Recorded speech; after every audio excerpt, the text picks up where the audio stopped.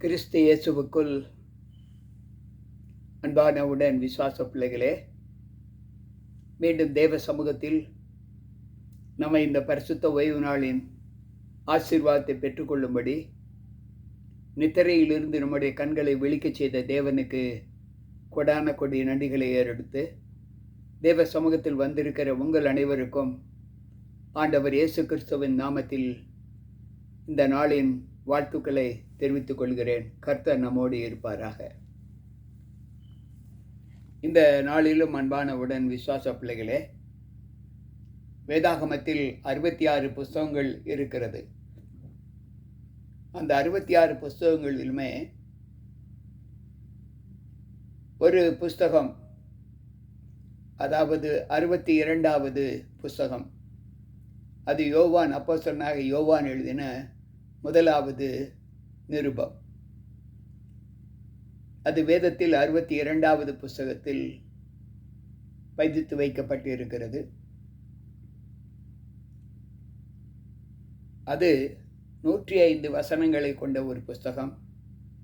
5 அதிகாரங்கள் அடக்கப்பட்டு இருக்கிற அந்த புஸ்தகத்தில், இந்த புஸ்தகத்தை நாம் தியானிக்கும்போது இதில் முதலாவது அதிகாரத்தில் ஆண்டவர் நம்மை குறித்து சொல்லுகிறார், நாம் எப்படிப்பட்டவர்கள் என்பதை. 2வது அதிகாரத்தில் அவர் நமக்கு ஆலோசனை சொல்லுகிறார். 3வது அதிகாரத்தில் அவர் தம்முடைய சத்திய வார்த்தைகளின் மகிமையை குறித்து சொல்லுகிறார். 4வது அதிகாரத்தில் இந்த லோகத்தில் கிறிஸ்துவை ஏற்றுக்கொண்ட பிள்ளைகள் எப்படிப்பட்ட குணங்களை உடையவர்கள் என்று சொல்லுகிறார். 5வது அதிகாரத்தில் ஆண்டவரை எப்படி நாம் சார்ந்து வாழ்வது, அதனால் நமக்கு கிடைக்கக்கூடிய பலன் என்ன என்பதை அவர் சொல்லுகிறார். இன்றைக்கு இந்த முதலாவது அதிகாரத்தில் நாம் என்ன சத்தியத்தை கற்றுக்கொள்ளப் போகிறோம் என்பதை யோசித்து பார்த்தால், இந்த முதலாவது அதிகாரத்தில் வெறும் 10 வசனங்கள் தான் இருக்கிறது. எப்படி இந்த 10 கட்டளைகள் முக்கியமோ, அதை போல இந்த 10 வசனங்களும் நமக்கு அவ்வளவு முக்கியம். இதில் 1வது வசனம் அங்கு இந்த புஸ்தகத்தை எழுதின யோவானை குறித்து வெளிப்படுத்துகிறது. மற்ற 9 வசனங்களுமே ஆவியானவருடைய மகிமை, ஆண்டவருடைய மகிமையை குறித்து ஆண்டவர் சொல்லுகிறார். என்னவென்றால், இந்த லோகத்தில் தேவனோடு ஐக்கியப்பட்டு இருக்கிற பிள்ளைகள் எப்படிப்பட்ட குணங்களை பெற்றிருக்க வேண்டும் என்பதை அவர் கற்றுக் கொடுக்கிறார்.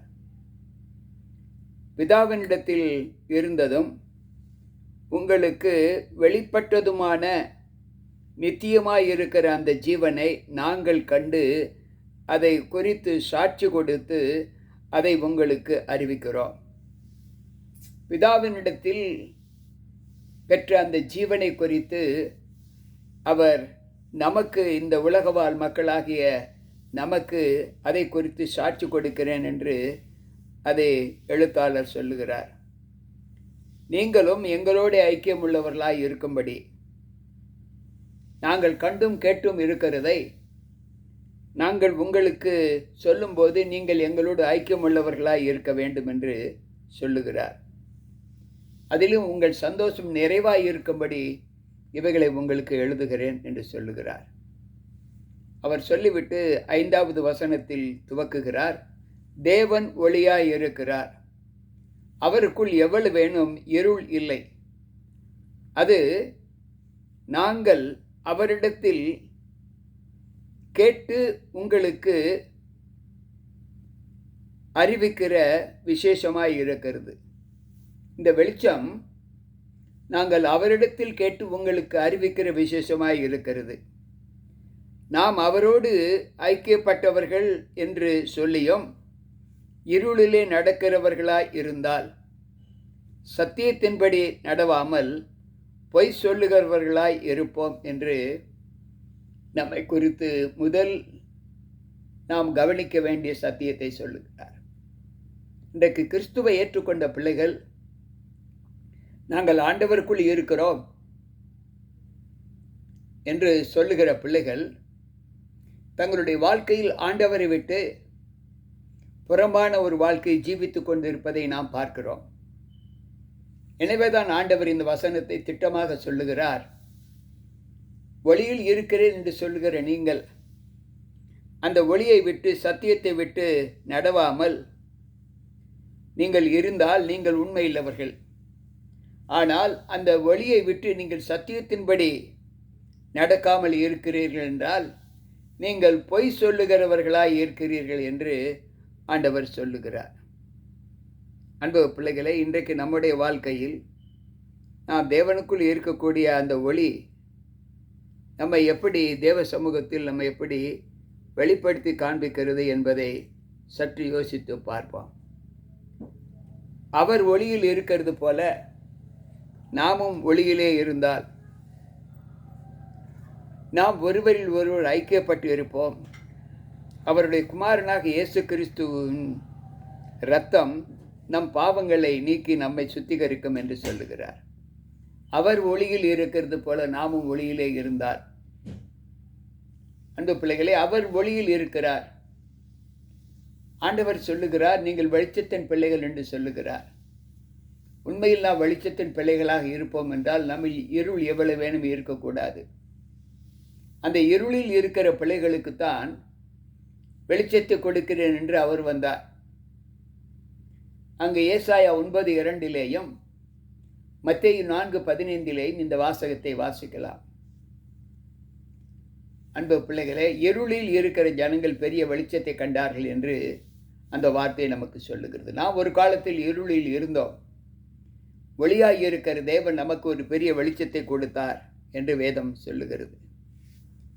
89வது சங்கீதத்தை நாம் வாசிப்போம் என்றால் அங்கு 15வது வசனம் நமக்கு சொல்லுகிற சத்தியம் என்ன என்றால், நாம் தேவ பிரமாணத்தின்படி நம்முடைய வாழ்க்கையிலே ஆண்டவருக்கு பிரியமாய் நடக்க நம்ம ஒப்புக் கொடுக்க வேண்டும். அவர் சொல்லுகிறார், 89வது சங்கீதம் 15வது வசனம் இப்படி சொல்லுகிறது, கம்பீர சத்தத்தை அறிய ஜனங்கள் பாக்கியமுள்ளவர்கள்.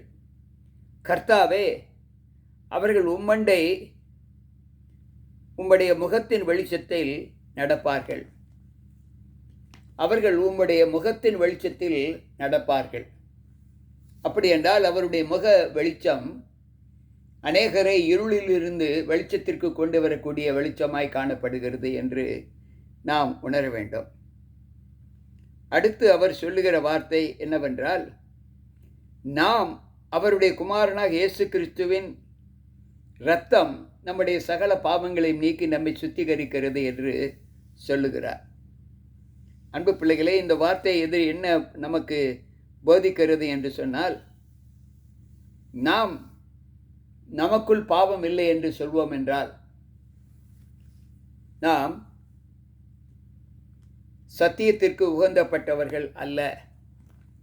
நாம் தேவனை வஞ்சிக்கிறோம். அந்த வார்த்தை சொல்லுகிறது, நமக்குள் பாவம் இல்லை என்று சொல்வோமானால் நாம் நாமே வஞ்சிக்கிறவர்களாய் இருக்கிறோம். சத்தியம் நமக்குள் இல்லை என்று அவர் சொல்லுகிறார். இதை குறித்து யோபுவின் புஸ்தகத்தை நாம் வாசிக்கும்போது யோபு 4வது அதிகாரம் 7வது வசனம் சொல்லுகிற வார்த்தை என்னவென்றால், ஆண்டவர் சொல்லுகிறார், குற்றமில்லாமல் அழிந்தவன் உண்டோ? சன்மார்க்கன் அதம் பண்ணப்பட்டது எப்போது? இதை நினைத்து பாரும் என்று சொல்லுகிறார். சிலர் சொல்லுவதை பார்ப்போம், நாங்கள் பாவி இல்லை, நாங்கள் பரிசுத்தவான்கள் என்று பகிரங்கமாக சொல்லக்கூடிய பிள்ளைகளை நாம் பார்க்கிறோம், கேள்விப்பட்டு இருக்கிறோம். நான் பார்த்திருக்கிறேன். சில ஊழியக்காரர்கள் தங்களுக்கு பெயருக்கு முன்னால் பரிசுத்தவான், தீர்க்கதரிசி என்று கூட போட்டுக்கொள்வார்கள். ஒன்றை நான் கேட்கிறேன், ஆண்டவர் தீர்க்க தரிசனத்தை யாருக்கு கொடுப்பார்? யார் பரிசுத்தவான்கள் என்று வேதம் சொல்லுகிறது? அன்பு பிள்ளைகளே,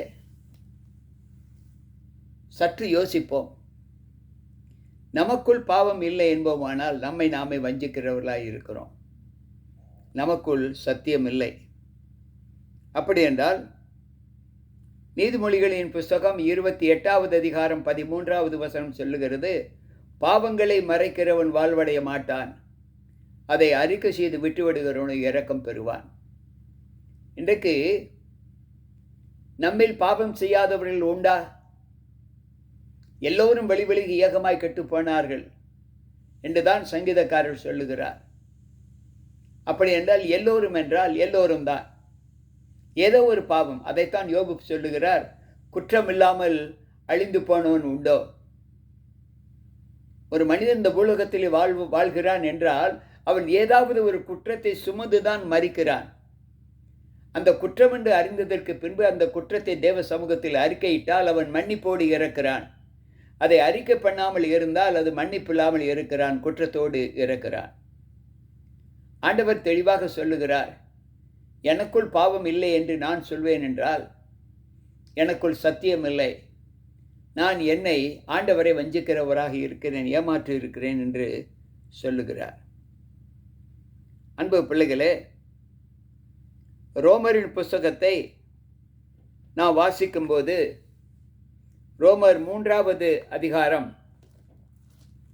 24, 25, 26வது வசனத்தை வாசிப்போம் என்றால் அங்கு ஆண்டவர் சொல்லுகிற சத்தியம். ரோமர் 3வது அதிகாரம் 24 26 வரை வாசித்தால் அவர் சொல்லுகிறார், இலவசமாய் அவருடைய கிருபையினால் கிறிஸ்து இயேசுவில் உள்ள மீட்பை கொண்டு நீதிமான்கள் ஆக்கப்படுகிறார்கள். தேவன் பொறுமையாயிருந்த முற்காலத்தில் நடந்த பாவங்களை தாம் பொறுத்து கொண்டதை குறித்து தம்முடைய நீதியை காண்பிக்கும் பொருட்டாகவும் தாம் நீதியுள்ளவரும் இயேசுவினிடத்தில் விசுவாசமாய் இருக்கிறவனை நீதிமான் ஆக்குகிறவருமாய் விளங்கும்படி இக்காலத்திலே தமது நீதியை காண்பிக்கும் பொருட்டாகவும் கிறிஸ்து இயேசுவுடனே அவருடைய இரத்தத்தை பற்றும் விசுவாசத்தினாலே பலிக்கும் கிருபாதார பலியாக அவரையே நமக்கு ஏற்படுத்தினார். அன்பு பிள்ளைகளே, நாம் அவருடைய இரத்தத்தினால் மீட்கப்பட்டோம் என்பதுதான் உண்மை. ஏனென்றால் எபிரேயர் 9:22 சொல்லுகிறது, இரத்தம் சிந்துதல் இல்லாமல் பாவ மன்னிப்பு இல்லை. நம்முடைய பாவங்களை ஆண்டவர் மன்னித்து கொண்டே இருக்கிறார். அந்த மன்னிப்பு எதை நிமித்தம் நமக்கு கிடைக்கிறது என்றால் அவர் சிந்தின அந்த இரத்தத்தை நிமித்தம். அன்பு பிள்ளைகளே, சற்று யோசித்து பார்ப்போம். நாம் நம்முடைய வாழ்க்கையின் நியமங்களிலே தேவனுக்கு எப்படி நாம் அவருக்கு பிரியமாக நடக்கிறோம் என்பதை யோசித்து பார்ப்போம். 51வது சங்கீதம் 2வது வசனம் சொல்லுகிறது, என் அக்கிரமம் நீங்க என்னை முற்றிலும் கழுவி என் பாவமறை என்னை சுத்திகரியும் என்று சொல்லுகிறார். என் அக்கிரமம் நீங்க என்னை கழுவி என்னை சுத்திகரியும். ஏனென்றால் 1 யோவான் 1:8 சொல்லுகிறது, நாம் பாவங்களை அறிக்கையிட்டால் அந்த பாவங்களை அவர் நமக்கு மன்னித்து எல்லா அநியாயத்தையும் நம்மை விட்டு சுத்திகரிப்பதற்கு அவர் உண்மை உத்தமமாய் இருக்கிறார் என்று இங்கு ஆண்டவர் சொல்லுகிறார். எனக்கு பிரியமான தேவ பிள்ளைகளே, சற்று யோசித்து பார்ப்போம். நாம் பாவம் செய்யவில்லை என்றால் நாம் அவரை பொய்யராக்குகிறோம். அன்பு பிள்ளைகளே, சற்று யோசித்து பார்ப்போம். இன்றைக்கு அவருடைய வார்த்தை நமக்குள் இராது என்று சொல்லுகிறார்.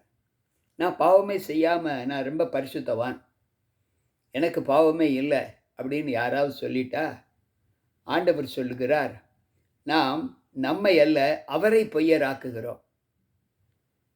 அவரை பொய் சொல்லுகிறவராக நாம் மாற்றுகிறோம். சில நேரங்களில் பெற்றோர்கள் தம்முடைய பிள்ளைகளை பார்த்து அதிக அக்கறை கொள்ளுவார்கள். என் பிள்ளையை நான் ரொம்ப நல்லா வளர்த்துருக்கேன், ரொம்ப ஞானமாக இருப்பான், எல்லா நிலைகளிலும் உத்தமமாக இருப்பான்னு பெற்றோர்கள் சொல்வதை நாம் கேட்டு இருக்கிறோம். ஆனால் அவன் ஏதாவது தவற்றில் சிக்கிக்கொண்டால், என்னங்க உங்கள் பையனை இப்படி வளர்த்தேன்னு சொன்னீங்களே, இப்போ எப்படி இருக்கான் பாருங்க அப்படின்னா, சொன்ன அந்த பெற்றோருடைய முகம் எவ்வளவு வாடி எவ்வளவு சுண்டி போகும் என்பதை நாம் உணர வேண்டும்.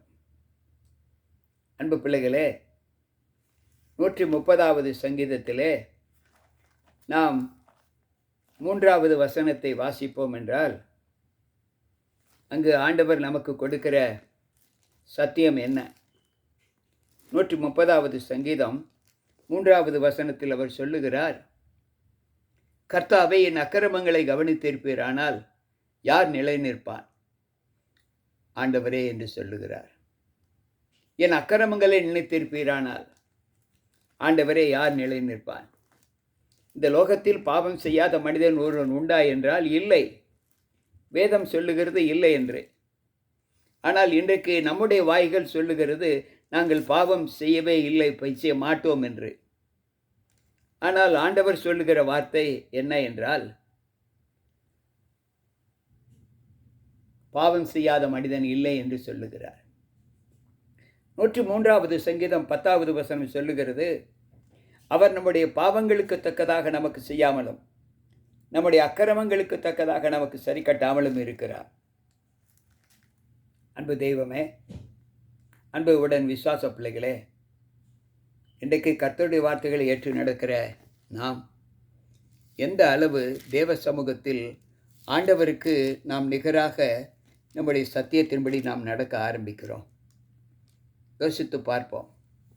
1 யோவானின் புஸ்தகம் 5வது அதிகாரம் 10வது வசனம் சொல்லுகிறது, தேவனுடைய குமாரனிடத்தில் விசுவாசமாய் இருக்கிறவன் அந்த சாட்சியை தனக்குள்ளே கொண்டிருக்கிறான்.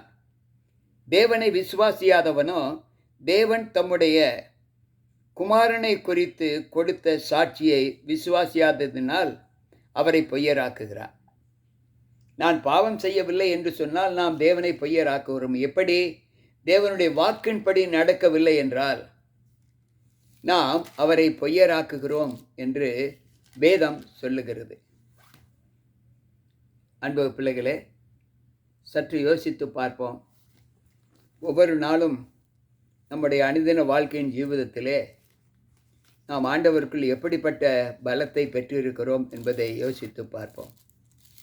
யோசுவாவின் புஸ்தகம் 24வது அதிகாரத்தை நாம் வாசிப்போம் என்றால், அங்கு 25வது வசனம் சொல்லுகிறது, அப்படி இல்லை என்று என்னை பொய்யனாக்கி என் வார்த்தைகளை வியர்த்தமாக்கத்தக்கவன் யார் என்றான்.